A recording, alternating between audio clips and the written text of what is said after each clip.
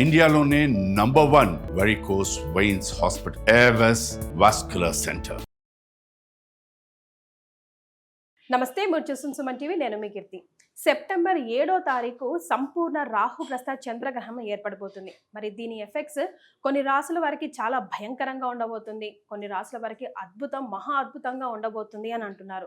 ఇందులో నిజం ఎంత, ఏ రాసుల వారు జాగ్రత్తలు పాటించాలి, ఏ రాసుల వారు ఖచ్చితంగా రెమెడీస్ని పాటించాలి అన్న వివరాలు మనకి తెలియజేయడానికి మనతో పాటు ఉన్నారు. 2009 నుంచి 30,000కు పైగా జాతకాల పరిశీలన చేసి 2013 నుంచి 1,000 మందికి పితృదోష నివారణ కార్యక్రమాలు చేయించిన ప్రముఖ ఆస్ట్రాలజర్ బ్రహ్మశ్రీ నందిబట్ల శ్రీహరి శర్మ గురుగారు మనతో పాటు ఉన్నారు.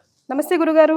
వాగర్థావివ సంపృక్తౌ వాగర్థ ప్రతిపత్తయే జగతః పితరౌ వందే పార్వతీ పరమేశ్వరౌ. ఆదిత్యాయ చ సోమాయ మంగళాయ బుధాయ చ గురు శుక్ర శనిభ్యశ్చ రాహవే కేతవే నమః. శృంగేరి జగద్గురు పీఠాధిపతులకి, కంచి పీఠాధిపతులకి నమస్కారములు తెలియచేసుకుంటూ కార్యక్రమాన్ని ప్రారంభిద్దాం. గురుగారు, ఇందాక నేను చెప్పినట్టుగా సెప్టెంబర్ 7వ తారీఖున రాహుగ్రస్త చంద్రగ్రహణం సంపూర్ణంగా భారతదేశంలో అయితే ఉండబోతుంది అంటున్నారు. వివిధ రాసుల వారికి చాలా భయంకరంగా ఉంది, కొంతమందికి అద్భుతంగా ఉంది అని అంటున్నారు. చాలా చాలా భయభ్రాంతులకి గురవుతున్నారు. సో దాన్ని మీరు కరెక్ట్గా మా అందరికీ దారి చూపిస్తారని ఒక నమ్మకం గురుగారు. తప్పకుండానమ్మా. అంటే చాలా ప్రసార మాధ్యమాలలో కొన్ని రాశులలో జన్మించినటువంటి వాళ్ళకి అద్భుతంగా రాజయోగాలు, కొన్ని రాశులలో జన్మించినటువంటి వాళ్ళకి మధ్యమ ఫలితాలు, కొన్ని రాశులలో జన్మించినటువంటి వాళ్ళకి పూర్తిగా అధమ ఫలితాలు అని చెప్పి కొంతమందికి సంతోషాన్ని, కొంతమందికి బాధని కలిగించే విధంగా అనేక కార్యక్రమాలు మనం ఈ మధ్య చూస్తున్నాం. వాస్తవానికి ఆ చెప్పినటువంటి రాశుల్లో అందరికీ రాజయోగాలు పడుతున్నాయా?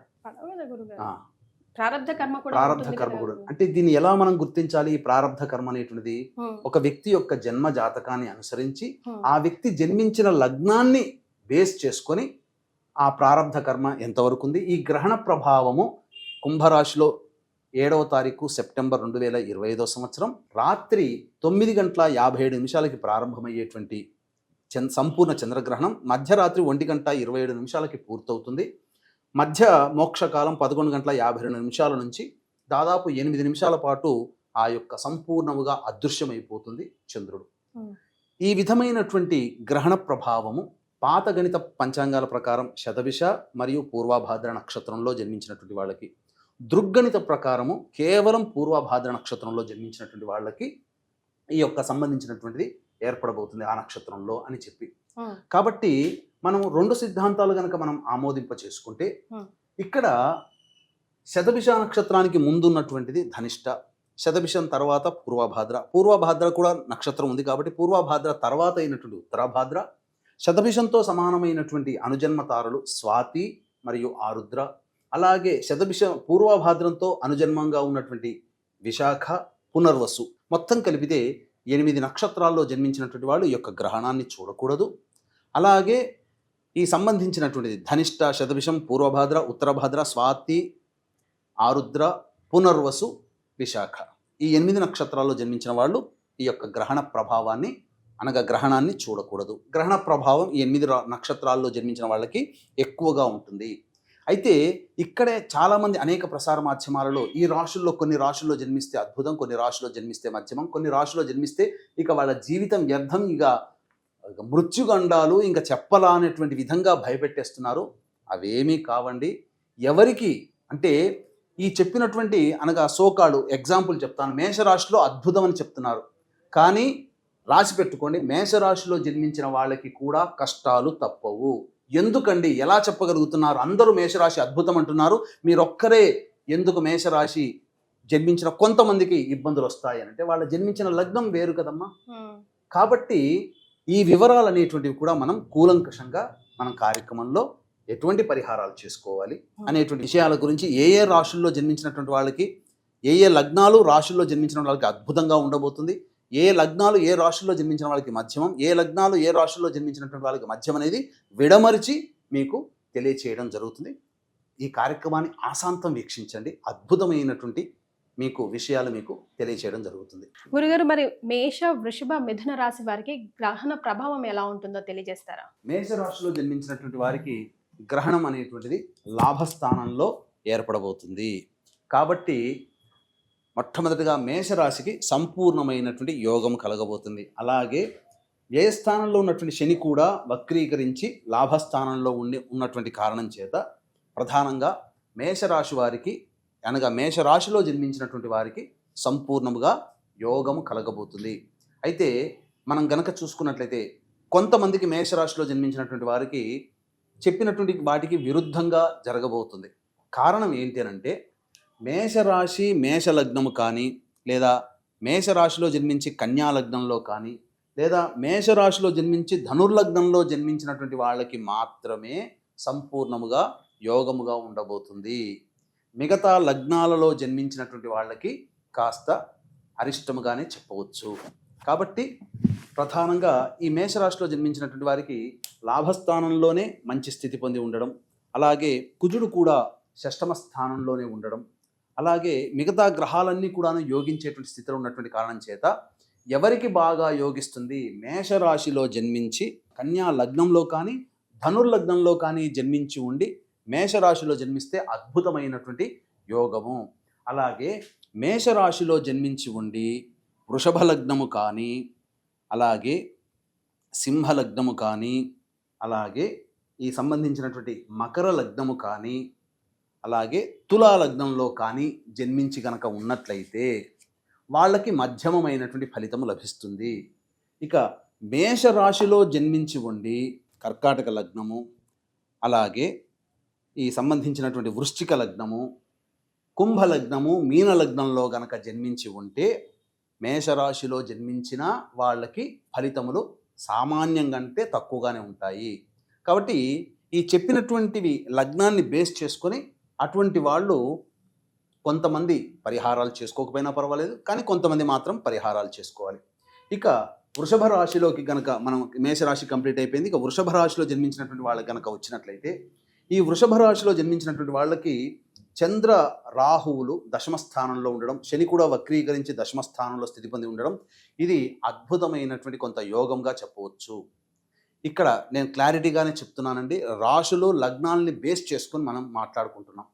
కాబట్టి ఈ సంబంధించినటువంటి ఈ యొక్క వృషభ రాశిలో జన్మించినటువంటి వాళ్ళకి దశమ స్థానంలో చంద్ర రాహుల యొక్క స్థితి అనగా గ్రహణం యొక్క స్థితి ఏర్పడుతున్నటువంటి కారణం చేత తదనంతరం ఉద్యోగంలో మార్పులు చేసుకోవాలనుకున్నా లేదా చేసేటువంటి ప్రయత్నాలలో కొంత అభివృద్ధి అనేటువంటిది ఖచ్చితంగా ఉంటుంది. కీర్తి ప్రతిష్టలు పెరుగుతాయి. కారణం శని కూడా ఈ యొక్క గ్రహణ స్థానంలోకి తన ప్రభావాన్ని చూపుతున్నాడు కాబట్టి. అయితే ఎవరికి యోగిస్తుంది అంటే యోగించేటువంటిది అనగా వృషభ రాశిలో జన్మించి ఉండి మేష లగ్నంలో జన్మించిన కన్యా లగ్నంలో జన్మించిన ధనుర్లగ్నంలో జన్మించిన వృషభ రాశి అయి ఉండాలి. అటువంటి వాళ్ళకి ప్రధానంగా వృషభ రాశి వృషభ లగ్నము కానీ వృషభ రాశి మేష లగ్నము కన్యా లగ్నము లేదా ధనుర్లగ్నంలో కానీ జన్మించి ఉన్న వాళ్ళకి సంపూర్ణముగా యోగదాయకంగా ఉంటుంది. ఈ వృషభ రాశిలో జన్మించిన కొంతమందికి మంచి జరగదండి, అంటే ఇబ్బందులు ఎదురవుతాయి. కాబట్టి ఎటువంటి వాళ్ళకి ఎక్కువగా ఇబ్బందులు కలుగుతాయంటే వృషభ రాశిలో జన్మించిన కర్కాటక లగ్నంలో కానీ వృశ్చిక లగ్నంలో కానీ కుంభ లగ్నము మీన లగ్నంలో కానీ జన్మించినటువంటి వాళ్ళకి అధమమైనటువంటి ఫలితాలు కలుగుతాయి.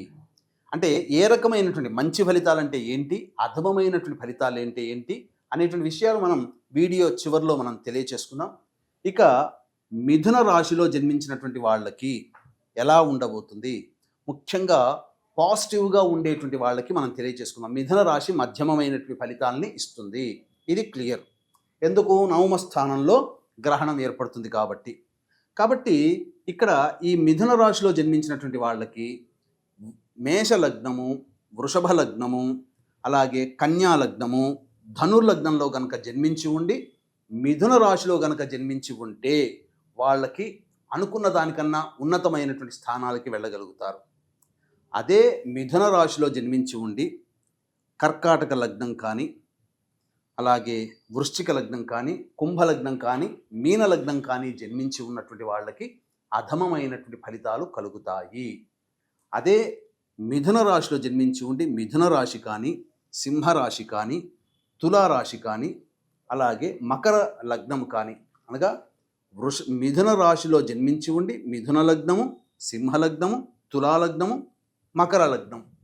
ఈ లగ్నాలలో గనుక జన్మించినటువంటి వాళ్ళకి మధ్యమమైనటువంటి ఫలితాలు కలుగుతాయి. కాబట్టి ఓవరాల్గా మీకు చెప్పినటువంటి విధంగా చూసుకుంటే ఈ 3 రాశుల్లో జన్మించినటువంటి వాళ్ళకి మంచి ఫలితాలు ఏ లగ్నంలో జన్మించినటువంటి వాళ్ళకు ఉంటుంది, ఏ లగ్నంలో జన్మించిన వాళ్ళకి అధమ ఫలితాలు ఉంటాయనే విషయాల గురించి మీకు తెలియచేసుకున్నాం. కాబట్టి ఇక సంబంధించినటువంటి వాటికి కొన్ని పరిహారములు అనేటువంటివి చేసుకోవాలి. అయితే వీక్షించేటువంటి ప్రేక్షకులు కూడా గమనించాల్సినటువంటి అంశం ఏంటంటే, ప్రధానంగా ఈ చెప్పినటువంటి వాటికి అధమ ఫలితాలంటే ఏంటి? అధమ ఫలితములు అని అంటే ప్రధానంగా చేస్తున్నటువంటి పనులలో ఆటంకాలు ఉంటాయి, అలాగే ఉద్యోగ విషయంలో మార్పులు అనేటువంటివి చేయకూడదు, ఉన్న ఉద్యోగంలోనే కంటిన్యూ అయ్యే ప్రయత్నం చేయండి, ధనాన్ని నష్టపోతారు కాబట్టి పెట్టుబడులు పెట్టకండి, ఇలా మనం చెప్పబడింది. ఎవరిని గుడ్డిగా నమ్మి ఫాలో అవ్వకండి, ఇలా మనం చెప్పబడినటువంటిది. కాబట్టి మధ్యమ ఫలితములోనంటే సాధారణంగా రోజువారీ దినచర్యల్లో కొన్ని ఇబ్బందికర పరిస్థితులు వస్తాయి. దైవానుగ్రహం వల్ల చేసుకున్నటువంటి పరిహారాల వల్ల ఈ చెప్పినటువంటి మధ్యమ ఫలితాలు ఏ రాశుల్లో ఏ లగ్నంలో జన్మించిన వాళ్ళకు ఉంటుందో అవి దైవానుగ్రహం వల్ల ఆ ఫలితములు మనల్ని ఇబ్బంది పెట్టవు. అయితే ఉత్తమమైనటువంటి ఫలితాలు పొందే లగ్నాలలో జన్మించిన వాళ్ళు, రాశుల్లో జన్మించినటువంటి వాళ్ళకి మనం తెలియజేశాం కదా. కాబట్టి ఏమవుతుంది, వాళ్ళు చేసిన చిరు ప్రయత్నము వాళ్ళకి కొండంత లాభాల్ని తెచ్చిపెడుతుంది. కొద్దిగా దైవానుగ్రహాన్ని పొందితే అమేయమైనటువంటి బలాన్ని వీళ్ళు పొందగలుగుతారు, యోగాన్ని కూడా పొందగలుగుతారు. ఇక్కడ మేషరాశిలో జన్మించినప్పటికీ కూడా జన్మించిన లగ్నాలు కొన్ని గనక, అనగా కర్కాటక, వృశ్చిక మరియు కుంభ, మీన లగ్నాల్లో జన్మించి ఉంటే వాళ్ళకి అధమమైనటువంటి ఫలితాలు. మేషరాశి అద్భుతంగా చెప్పారు కదండి, మాకు ఏం జరగట్లేదని కూడా వాపోయే వాళ్ళు ఉంటారు. కారణం ఇది. ఇక్కడ ప్రధానంగా లగ్నాలు చూసుకోవాలి. కాబట్టి ఇక్కడ అధమమైనటువంటి ఫలితాలు అన్నప్పుడు ఏమవుతుందనంటే, మనకు ఉదాహరణకి మనం ఏదైనా స్టాక్స్లో కానీ పెట్టుబడులు పెట్టినప్పుడు ఒక 1000 రూపాయలు పెట్టామనుకోండి, మనకు 700 రూపాయలు పోయి మనకు కేవలం 300 రూపాయలు నష్టంలో ఉంటాం. అదే పరిహారాలు కనుక పాటించుకోలేకపోతే 1000కి కాకుండా అదనంగా నష్టపోతాం. దైవానుగ్రహాన్ని కనుక పొందే ప్రయత్నం చేస్తే 1000లో కొంత భాగం, ఒక పావు భాగం మాత్రమే నష్టపోయి మిగతాదంతా సేఫ్ సైడ్లో ఉంటాం. దైవానుగ్రహం లేకపోతే 1000కి 2 రెట్లు అదనంగా మనం నష్టపోవాల్సినటువంటి పరిస్థితి వస్తుంది. కాబట్టి ఈ తేడాను దృష్టిలో పెట్టుకొని నా వ్యక్తిగతమైనటువంటి అభిప్రాయం ప్రకారం అయితే చెప్పినటువంటి విధంగా మేషరాశి బాగుంది అని చెప్పినప్పటికీ కూడా మేషరాశి కర్కాటక, వృశ్చిక, కుంభ, మీన లగ్నాల్లో జన్మించి ఉండకుండా మిగతా లగ్నాల్లో జన్మించినటువంటి వాళ్ళకి మంచి జరుగుతుంది.